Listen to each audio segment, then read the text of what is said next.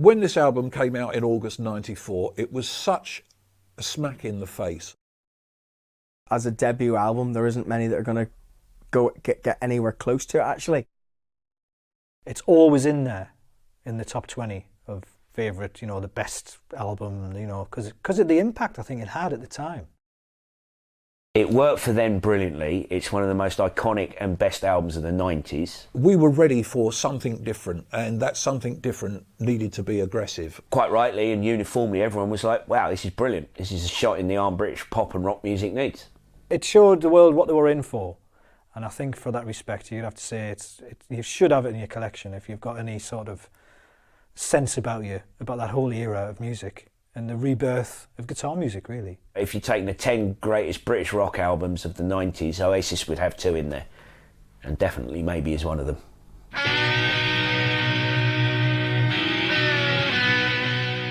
Why do you think that Definitely Maybe is the fastest selling indie release in UK history? Because it's good.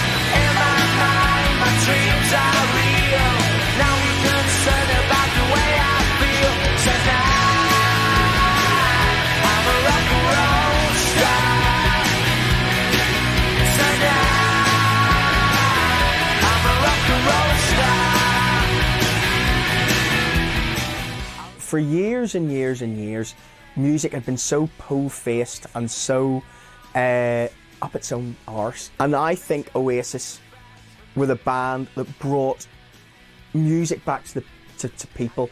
The feel of that album and the singles that you had from that album, oh God, they're timeless, really. The songs were so classic. The songs, just one listen through to the album and you knew you were listening to something special. 2 listens through and you can't imagine where you've heard those songs before. It's in there amongst all the best debut albums. It's a cracking record. You go back to it and you listen to it and you still get a euphoric rush when you hear some of those songs again because you've forgotten. You'd go round a mate's house and Definitely Maybe was playing. You couldn't escape the album. It was just one of those that by default everyone seemed to have. If you were in any way addicted to rock music or something that wasn't sugary and sweet, you would have to have that album, and it became the soundtrack of many young people's lives back then. It was just so in your face, and it was very, very, very special as a record. And as I say, as debuts go, I can't think of many that come close. You're not down with who I am. Look at you now, you're all in my hands tonight. Definitely Maybe is one of the best-selling British albums of all time. Oasis made a debut with their middle finger, declaring themselves top dogs of the Britpop pack. The record captured the times absolutely, heralding the rise of lad culture and Britpop with killer tunes that celebrated working-class Britain with a new kind of euphoria. Definitely Maybe had a phenomenally bolshy confidence, and with Noel Gallagher's brilliant songwriting and brother Liam's inimitable snarl and cocksure charisma, Oasis were onto a winner from the start. Originally they were a band called Rain, and Noel had been on tour in America, I think, with Spiral Carpets, and had come back to find his brother Liam in a band which was essentially all the rest of Oasis. But he said that, you know, if he was going to be in the band, that he had to be the main songwriter and the leader of the band. And surprisingly, without them beating him to death, they agreed. So the group was already up and running before Noel joined. What was it like having your big brother come in and take over? It was his saving grace. He was having it, but he weren't running. He weren't really going anywhere. Right. It was good. It was needed. You know what I mean? Like people going, "Oh yeah, but how do you feel about him taking over?" He's took over the songs. You know what I mean? He's not took over the way the band's run. Or way I'm going to run my life. He's not took over me. Yes, I have. No, he hasn't. He took over the structure of the songs and the way the songs should be, which is right. Yeah. Gives a bit of discipline. But he's not took over the vocals, the guy who stands in front of that, but he's not took over that, because that's me. Nice one. With a decent amount of tried and tested songs under their belts, Oasis started recording their debut album with Dave Batchelor, who produced the sensational Alex Harvey Band. Batchelor was brought in by Noel, but it didn't work out. The sound was overproduced and lost the sparkle and raw edge of their demos. They originally went to Mono Valley in Wales to begin work on what was going to become Definitely Maybe. But they weren't happy with the way things were turning out. And the recording sessions didn't go very well. I think they only got one song out of it, and they were being made to record kind of like one at a time, and it wasn't how they'd envisaged it and not how Noel wanted to do it. Quite often this happens when you get your deal, the money's there from the label. It wouldn't have been a huge amount of money, but it was enough to do an album. And there were, people were being tighter with the budgets around about that time. So they tried some recording in a few studios, and of course it just didn't quite work. Some of the producers want to do things separately, where you spend a lot of time on the drums, then you do bass player, and then the way they used to do it. And it doesn't really work with a band like Oasis. They need a live situation. Dave Batchelor, who produced the very early sessions, came in for a lot of stick for supposedly cleaning up the sound too much. And I can relate to that because I've had a bit of that myself, as it happens. But the early sessions at Mono Studios in Monmouth and even at the legendary Olympic Studios in Barnes failed to produce anything that was any good. So they went to a studio in the Fowey Estuary called Sawmills, where access was via a ferry, which must have been even a little boat. So this must have been a little bit strange. But the fact of the matter is they were tucked out of the way there, and they were able to record in a more open, relaxed atmosphere. And it worked very, very well for them. You can go in there, it's a lockout studio in the middle of nowhere, down in Fowey, and off you go. There's no real outside influence, there's no clubs nearby. You find a club, it's a working men's, a fisherman's club or something, and they're certainly not welcome in there. So there's nothing to do, you just work. So from the moment you drag yourself out of your sweaty pit, you work until you throw yourself back in it. And it's just all you do all day is record.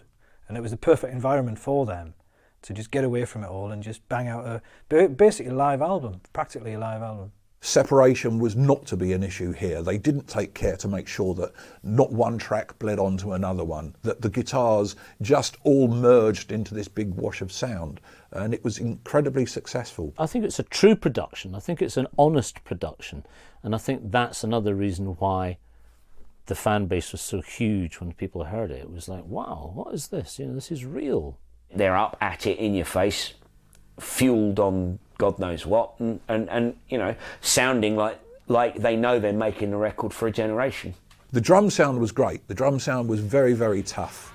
The guitars dominated. This wall of guitars was up front, and it absolutely just thrust out of the speakers and blew you away. From the first time you heard Rock and Roll Star, you tended to forget that it wasn't a Grammy-winning production, but it was just a great, filthy noise, and it's really what we needed back at that time. It's quite loud, the record. You compare it to other records at the time, it was loud, it was in your face.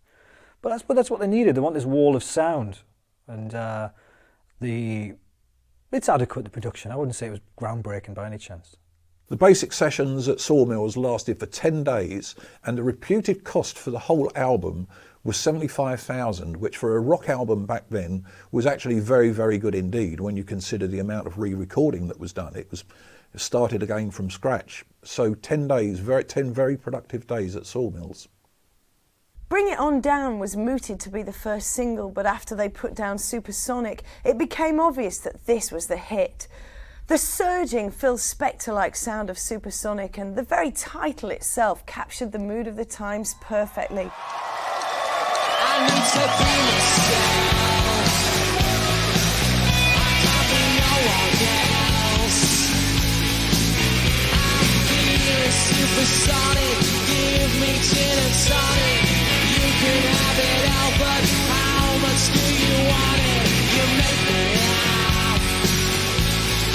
Give me your autograph. Can I ride with you in your BMW? You can sail with me in my yellow submarine. You need to find out, 'cause no one's gonna tell you what I'm on about. You need to find a way for what you wanna say. But before tomorrow, 'cause my friend said he'd take you home. He sits in the corner all alone. He lives under waterfall. Nobody can see him, nobody could ever hear him call.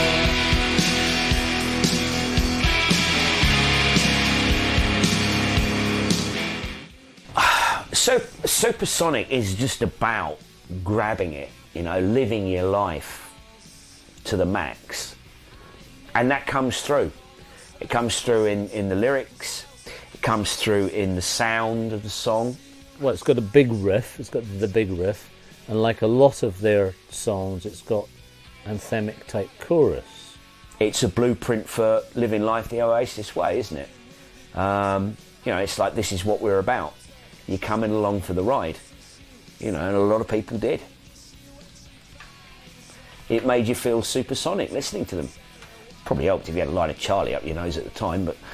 You need to find a way for what you want to say. But before tomorrow, 'cause my friend said he'd take you home. He sits in the corner all alone. He lives under a waterfall. Nobody can see him, nobody could ever hear him call. Nobody could ever hear him call. Nobody could ever hear him call. Nobody could ever hear him call. Supersonic had a sort of a lovely edge to it. It had this great sort of tongue-in-cheek lyric about basically sort of saying you can you can have what you want and it's all fine. And there's some silly rhymes in there. Supersonic's hip quality is the fact that it has the most nonsense lyrics of any song that's ever been a hit in Great Britain.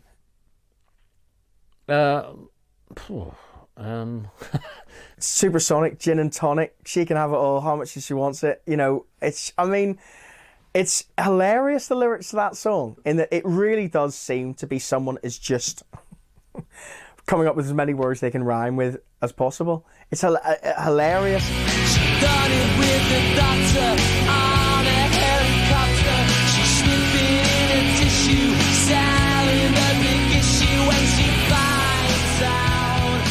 No one's gonna tell her what I'm on about. You know, I couldn't tell you what many Oasis songs were about. That song, I have no idea. Helicopters and tissues and I don't know what else is on that one, but you know, they're not a lyric band for me, and I think that's quite important because I don't even think they think they're a lyric band. I know a girl called Elsa. She's into Alka-Seltzer. She sniffs it through a cane on a supersonic train, and she makes me laugh. I got her autograph. Our lyrics, I mean, they do mean so much to people, I know they do. But I don't know why. I mean, I don't know why Supersonic means something to people. It means nothing to me, you know, but I mean, it's all there for the listener, you know, and that's what it's all about. It's not about us, it's about them. You know, it's what they get from it that matters, not us. I mean, because we can get, you know, we get to buy nice clothes and we go and travel the world and all that. And what do they get? You know, they get the music. So it's what we can give to them, you know, really. It's the music and what it sounds like and the atmosphere it creates and the feeling that it creates in people. We're not looking at it, you know, studying it, thinking that it's some perfect piece of art. Oasis is all about feelings. It's all about, you know, Saturday night. It's all about being in love with the best person in the world, and then the next minute them not liking you. You know, it's about that. It's not about, you know, the rhyming structure was very, very clever. You know, it's about the feelings that they make up with the songs, I think. What was important about Supersonic is the fact that it was in the key of B. Now, the key of B is a fantastically hard rock key for guitars. Often overlooked by other groups, but they were quite fond of writing in this particular key. And it permeated a kind of up sound, a kind of a tension that, with that critically important groove of 101 beats per minute, just got inside the brain, and it was just irresistible. But it's got a killer chorus in it. It's you know, it's just got hooks all over it. So, and that's Noel's skill, is just throwing that hook line in. You listen to the start of the song, you think, well, where's this going? He got you. My friend said to take you home, sits in a car all alone. He lives under a waterfall. Nobody can see him, nobody could ever hear him call. Nobody could ever hear him call.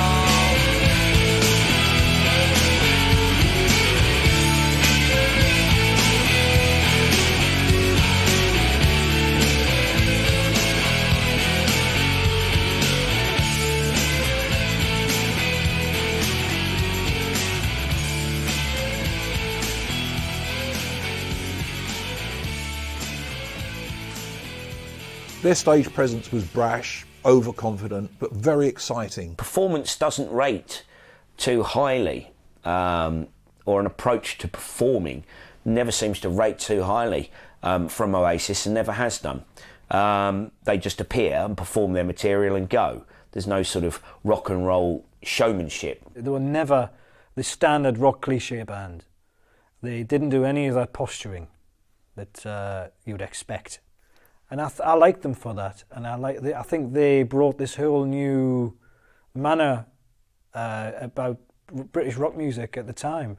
It all became a bit scruffy and a bit you know, dressed down rather than, you know, super show bands. I'd love to ask them why they chose to do that, because for some people getting up on stage is all about escapism, but for them it's obviously not. For them there's something else, because they don't feel the need to do very much beyond taking their perfunctory stance and really sort of that's about it. Whether it's they truly feel their material is so good that carries them, you know, or whether it's a class related thing that, you know, they don't ever want to forget where they came from, and that doesn't have much to do with being a multi-millionaire rock star. I don't know what the reasons are, but the you know, Oasis live, and certainly the Gallagher's live performance, you know, is pretty static and hasn't changed very much over the years. They had this lovely, full-on wall of sound stage presence. There was nothing pretty about it. Just standing there, you know. But people liked it because they had great songs. So therefore, they just let it stand there and let it wash over you, you know.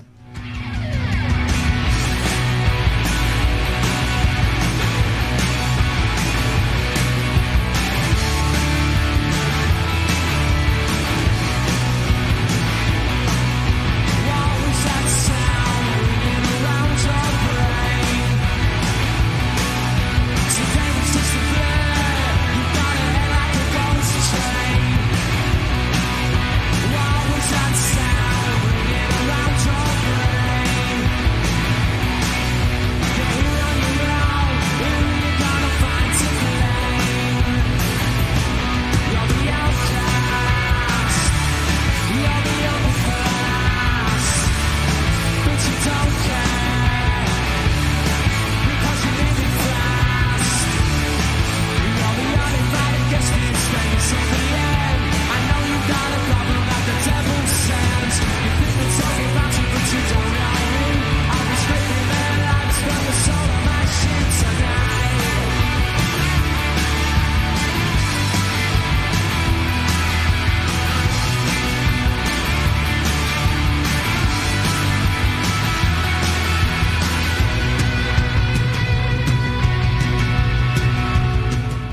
if I could sit down in a room with Noel or Liam, you know, have a serious discussion about stagecraft, I'd really be interested to know.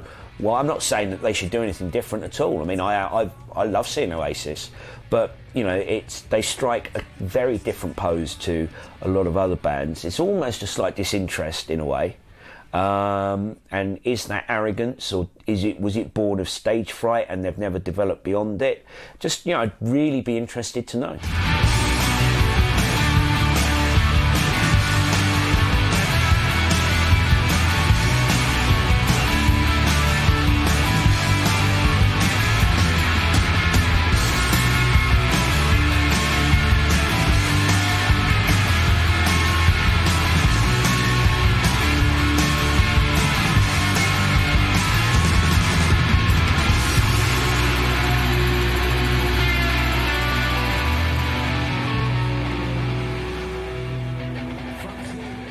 Liam's style was great. The way he used to work at the microphone without his hands touching the mic all the time, which was an interesting thing. He used to stand there with a cocky, arrogant pose, which was quite different from some of the other singers who just used to get hold of the microphone and work that. Liam Gallagher will stand there and he will just look straight into the audience's eye.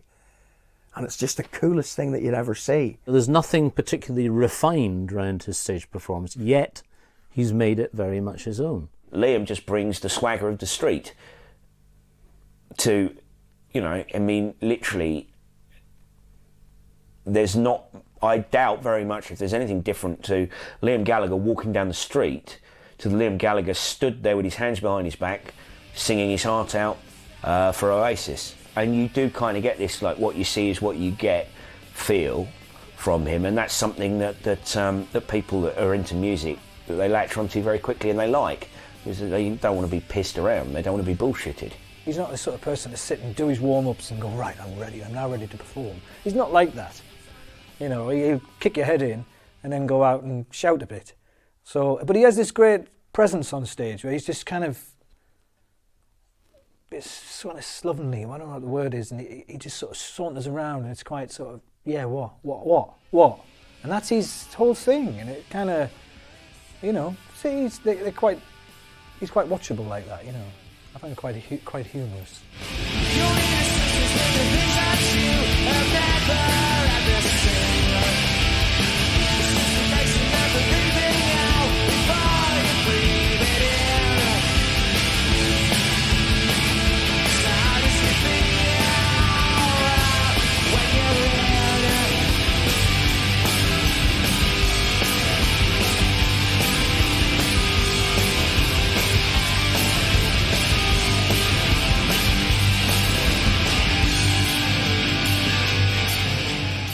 It's almost an anti-showmanship kind of thing.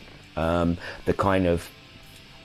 lack of celebrity glitz, that they just wander on stage in you know, looking for all intents and purposes like their crowd, which forges the bond between them and their audience.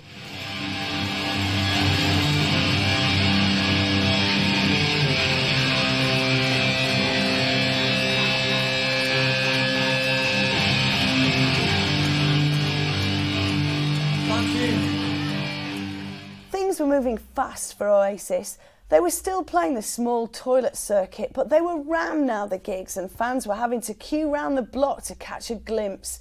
Word was spreading like wildfire, and that summer, Oasis played Glastonbury after a few days of the release of Shakermaker. It was their first ever big gig with mainstream exposure, and they took off big time.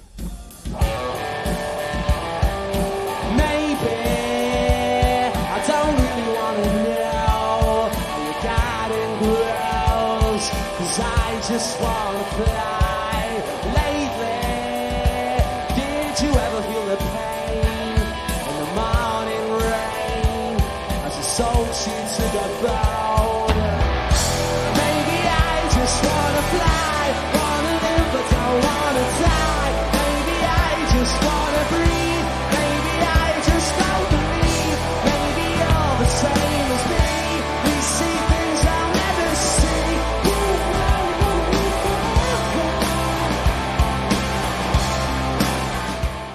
they just blew everyone away when they played Glastonbury for the first couple of years. But the first time, you know, it's always that first time people go back to, because of course it's never happened before. They Saturday night at Glastonbury quite quickly, I think. So probably a bit too quickly. But there was a great gig. I mean, everybody was raving about it afterwards, you know. I was at the side of the stage watching Oasis at Glastonbury because that would have been in June, and I'd seen them for the first time in April. I mean, I think they must have thought about that gig is that they must have been nervous for that gig, because I believe it was the first time that they'd played outside, and it was their first festival. And for Glastonbury to be your sort of first one, but they honestly played that gig like they owned it. One of the things that seemed to be the thing with Oasis, they don't get fazed by, you know, you're doing Glastonbury, there's going to be 300,000 people there. Great.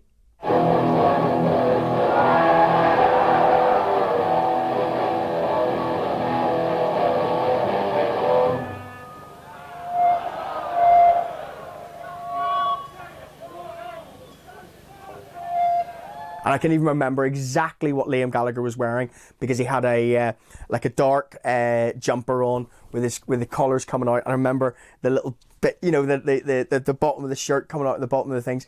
And there was, you know, everybody was completely covered in mud, looking like shit. And he was on stage looking like an absolute rock star. They stole that gig at Glastonbury, and I think that's a real important one for them, because that was a band on their debut album as well. They just came in, played the songs, bit of I Am the Walrus, I'm sure, at the end, and totally took Glastonbury. And I think that's a really important gig for them as the history went on. And Glastonbury they've come back to from time to time, and sometimes it hasn't worked particularly well for them. But that first one, they were absolutely amazing. And what really pisses me off is that any of the famous pictures that they've got are always taken by a fella who was standing next to me. So you can see on the other side of the stage all these people who can say they were there, and I was standing next to the guy who was taking the picture, so I was really pissed off. Didn't get any. These could be the best days of our lives, but I don't think we'd be living very wise. I said, oh no, what a life it would be if you could come to mind could see. I think you were, but at that sweet, well, hapless side. Although they played a good set, there were reports that actually the weekend, the Glastonbury weekend that year, belonged to Blur. Certainly Oasis acquitted themselves very well. All of the first album material was acquitted very well indeed. But maybe not one of their most memorable gigs, in my opinion.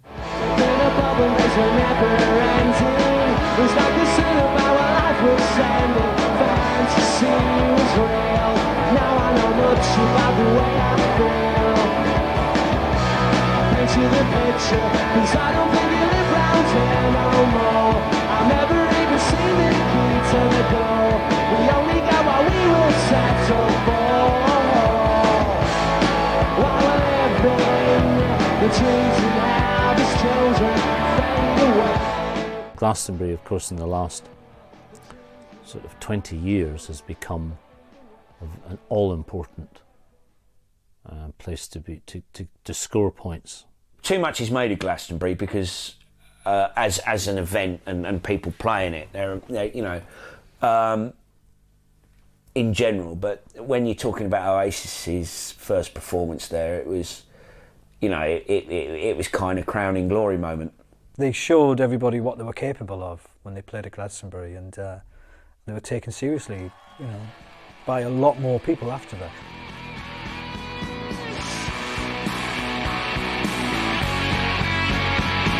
I'd like to be somebody else, and I know where I've been. I'd like to build myself a house out of plasticine.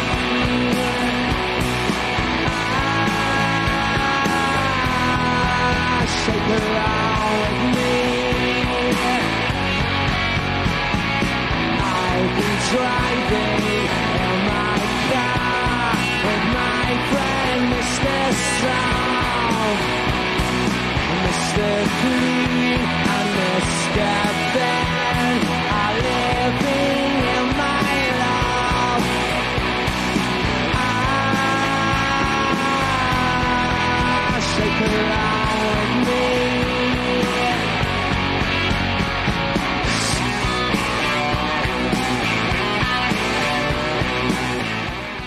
Shakermaker was the second single in '94 with that Harrison-esque intro, very reminiscent of the Beatles' You Can't Do That. It was a slow 95 beats per minute plod.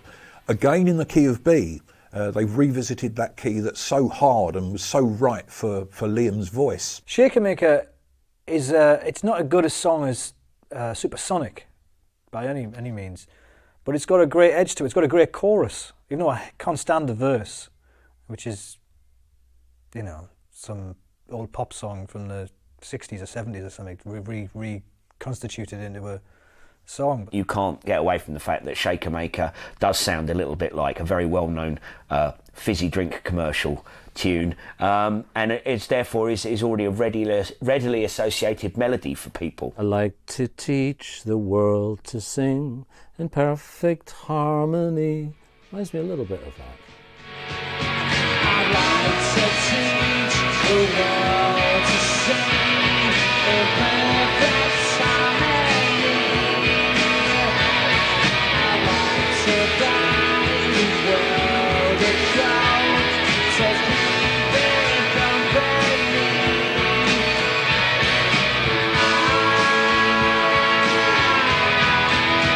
Shake along with me.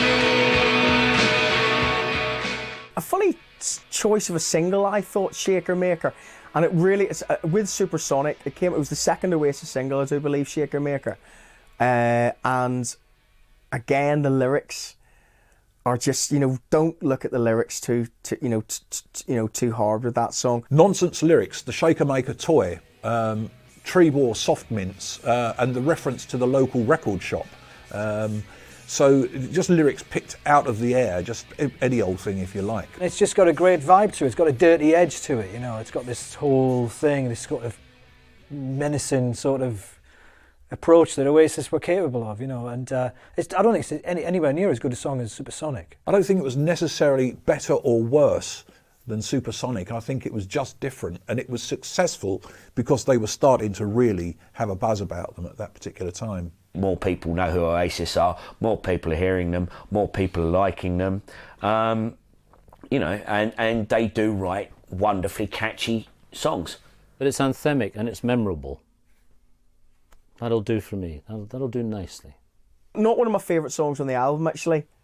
It's Shakermaker, but you know, I mean, it's on that album, so it's a good song, really.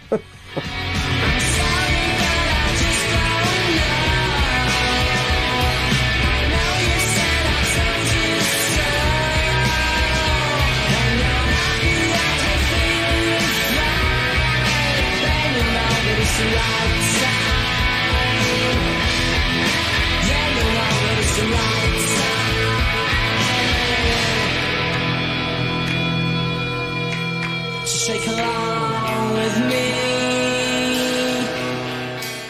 The touring now took in hotel trashing, drug taking, good times and serious fights. The press relished the brothers' bad boy behaviour. A series of interviews had Noel and Liam arguing and fighting and baiting each other. Oasis were the walking, talking reincarnation of the type of rock star that the British press dream of. You like to do a bit of rock and roll behaviour in your hotels? Sometimes, just on occasions, right. Not all the time, because some hotels are that. There was one, and it just started through the Columbia. This is when it all started. Right. But everyone goes to the Columbia yeah, interest. Exactly. That's what does my head in. Right. But in there, it was all right at first. You're meeting all these bands, and you're not having a, you know what I mean? And then after a bit, you're thinking.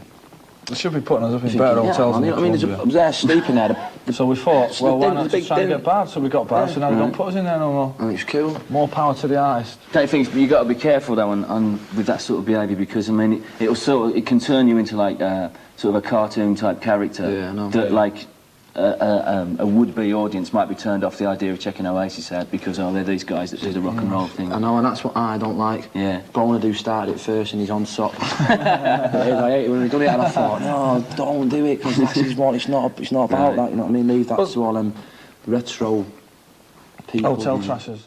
I think they were banned from, funnily enough, the Columbia Hotel, which was a rock hotel in London. They were getting thrown out of places all over the country, all over Europe, and yet The fans didn't seem to mind this air of danger about them. I think this contributed to that mystery, to that rebel image that the young people loved so much.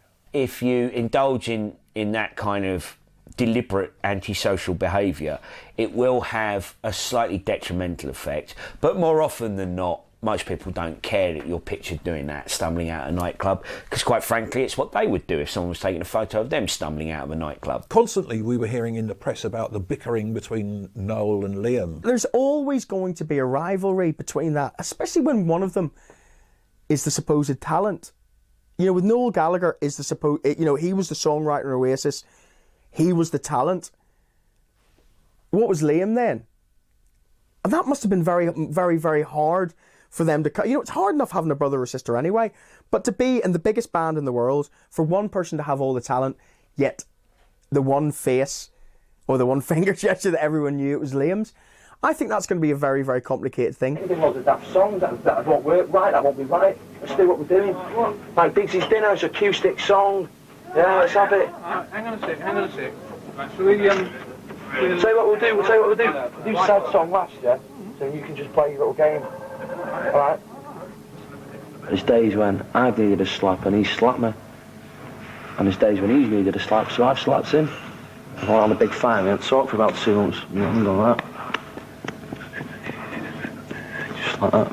And then we just sort of like grown up one day. We can't work it out. We can't work it out. They have been at each other's throats at times, you know, throughout their career. And there has been times when maybe the band came that close to maybe not, you know, being anymore. But when it works and when they are together and when they both are brothers saying, do you know what, we've just made the best album in the world, it even makes it more believable.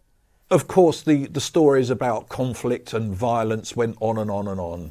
There's one famous one in '94 in Newcastle at a gig where a drunken yob got on stage and I think he attacked Noel, and that was it. Liam waded in, and after about 5 songs, the gig was over. This geezer took it upon himself to jump up on stage for security. He punched me in the eye with like this ring on or something, and there was a bit of blood everywhere. Really? So he just sort of took the guitar. Was he just overexcited, or had you done something to him? No, maybe it's just because he thinks he's hard and he thinks we're up for the fight and that. Right. And he thought, yeah, I'll have this. Well, it was actually because he found out I was sleeping with his girlfriend. Really? Yeah. Was it? Yeah. Nice one. The whole vulgar, unruly persona became their image, and they thrived on it. They appealed to the soccer yobs. They appealed to the young man who goes down the pub. They were no different, really, in that respect from the early Who or the Stones or loads of other bands that were around like that at that particular time. You need that. You do need it. Because there's too many bloody boring rock and pop stars out there who do what they're told by record company and management, you know, and quite frankly make the most insipid, boring music imaginable. And that's one thing that you can never accuse Oasis of. And the reason why we're in every paper is because there's something to write about. We're playing the game, and we mean it, and we're honest, and we've got the best songs, so that's why we're in everyone's face. As the nation warmed to the Gallagher's band, the third single, the soaring anthem Live Forever, was released in August. Little wonder that it became a major hit. It was their loudest, proudest statement so far, the perfect song to prime the nation for the album release. Maybe I don't really want to know how your garden grows, 'cause I just want to fly.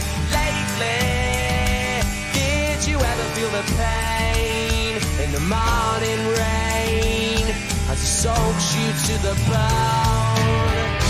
Maybe I just wanna fly, wanna live but don't wanna die. Maybe I just wanna breathe, maybe I just don't believe. Maybe you're the same as me, we see things I'll never see. You and I are gonna live forever. I said maybe I don't really wanna know how you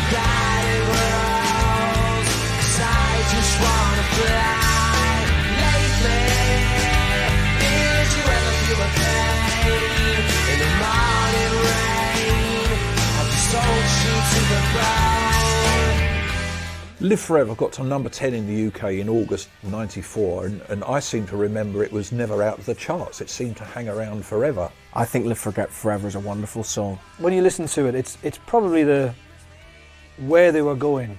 And so you listen to that and you think, this is... Because when you had the first two singles, they were good, but when that came out, it's like, what a song. That beat at the start, actually, I mean, Tony McCarroll, one thing that he did do very, very good was that boom, boom, boom, boom, boom at the start of the song, because it's an instantly recognisable song. You know, from the intro, you literally, I'll name that song in, one beat. Fantastic song. It sort of shows what Oasis were going to become later on, in that the way they, it did have that punky sort of attitude, but it had a really very sensitive side to it, I think. And the lyrics, I thought, were an awful lot better. It's considered to be an ode to Peggy Gallagher, their mother, although Noel has said it's just about a couple of friends. It's a simple song, just lovely simple chord structure in G, and it shows that there was a deeper side to them, if you like. Still quite aggressive, still quite raunchy, but I think Noel was particularly proud of it. He's gone in print as saying that this shows people that Oasis are basically, there's a little bit more depth to them than people at first surmised. Great song, one of the most memorable Oasis songs. Maybe I will never be all the things that I want to be. Now is not the time to cry. Now's the time to find out why. I think you're the same as me. We see things I'll never see. You and I are gonna live forever.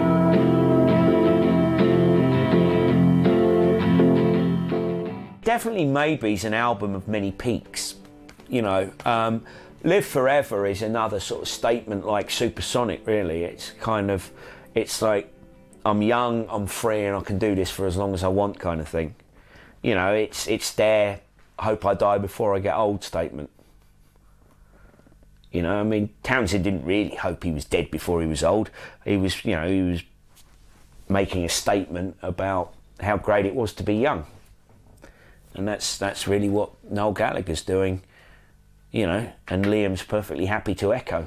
It's like a dream, it's like a fantasy song. And it doesn't matter what happens, we're going to live forever. And it's that whole belief in yourself, that whole thing it sells you. And it's a great song. And you knew when you heard that there was better to come. Because you can quite often tell with a band on their first record if they're going to produce the goods on the next one. And I think they knew they had something up their sleeve then when you hear that song.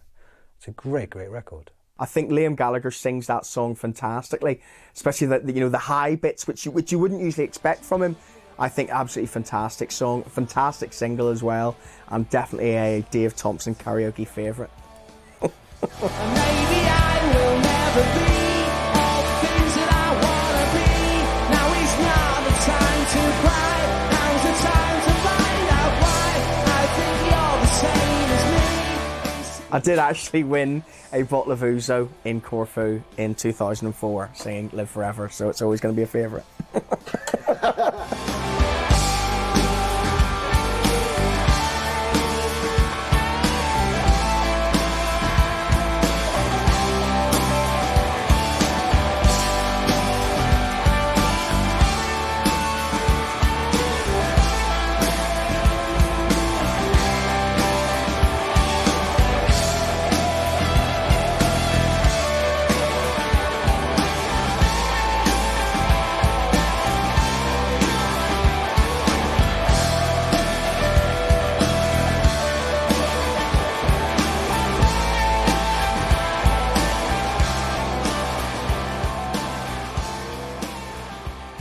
Definitely Maybe was released in August 1994. It was the fastest selling debut in British history, entering the charts at #1. They were on a trajectory that would see them become the biggest band in Britain. Definitely Maybe, I think, was the fastest selling debut album up until then. The album was phenomenally well received. It was the fastest selling UK album, which sold something like 100,000 in just 4 days. Quite rightly and uniformly, everyone was like, wow, this is brilliant. This is a shot in the arm British pop and rock music needs. It just pressed buttons with a certain age group of people.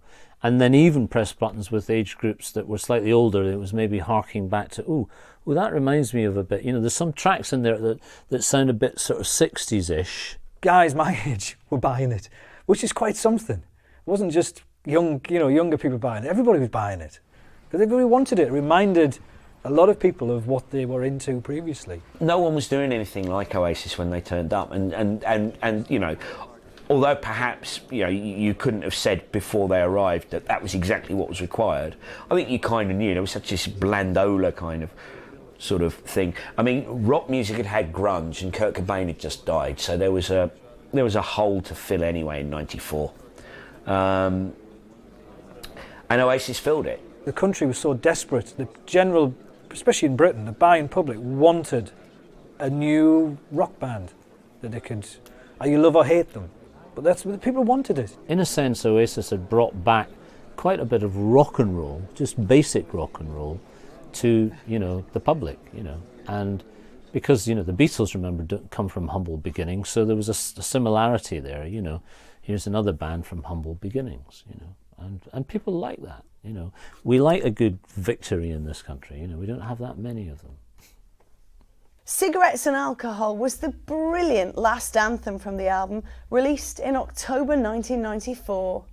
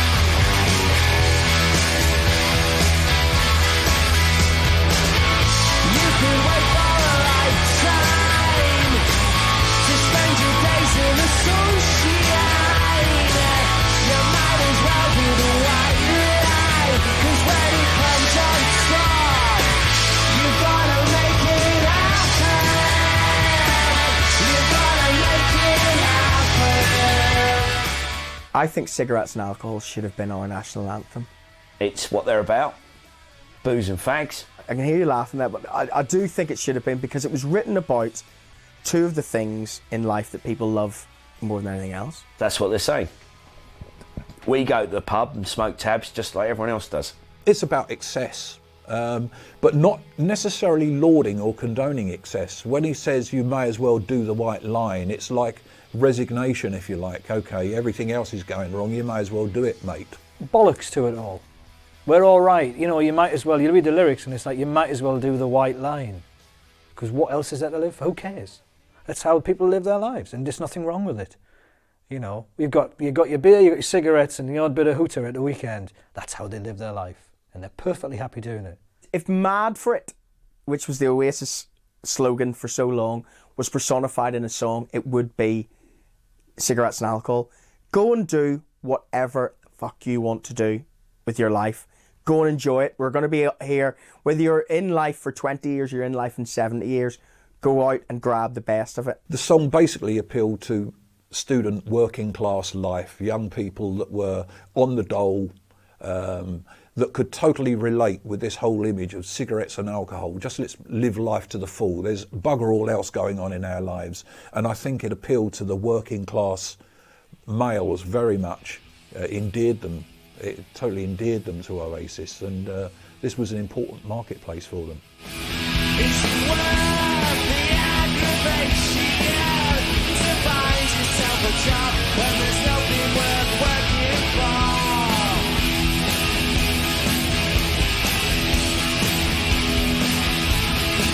It's a crazy situation, but all I need are cigarettes and alcohol.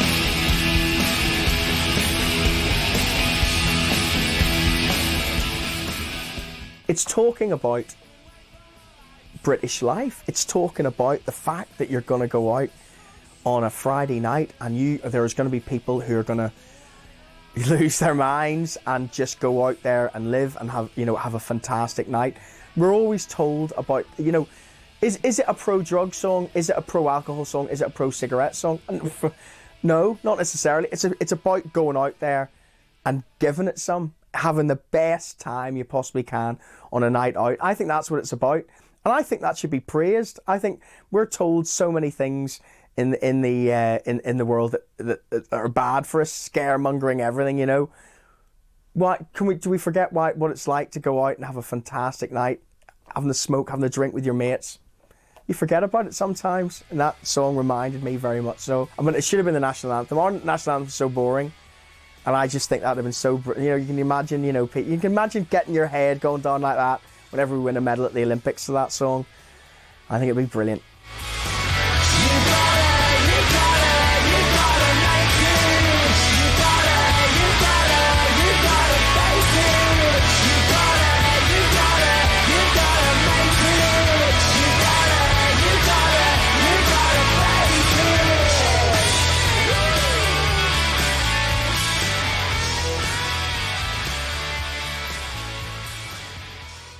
Oasis were a major chart band now.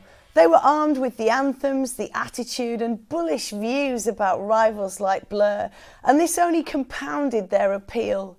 Funny, honest and abrasive, Oasis were everyone's idea of the ultimate rock and roll band. You've got to look at Oasis as being one of the best modern day hard rock bands that England's ever produced. Oasis had to be massive. Oasis if they hadn't been, I think it would have been one of the big crimes against humanity if Oasis hadn't been massive. Had the band together, Noel joined the band, world domination, here's A, let's get to Z. And they just went there. Because they went there pretty fast. We are the kings of the crop, and you lot are following us. That's what they were about. The attitude that they had, they would have made them... it would have been life. They'd have been seeing therapists for the rest of their lives if they hadn't have been successful, because they were so bloody sure they were going to get it. They were the young upstarts that rode into town, rode everyone else out of town, and then when they rode out of town, everyone else was following them.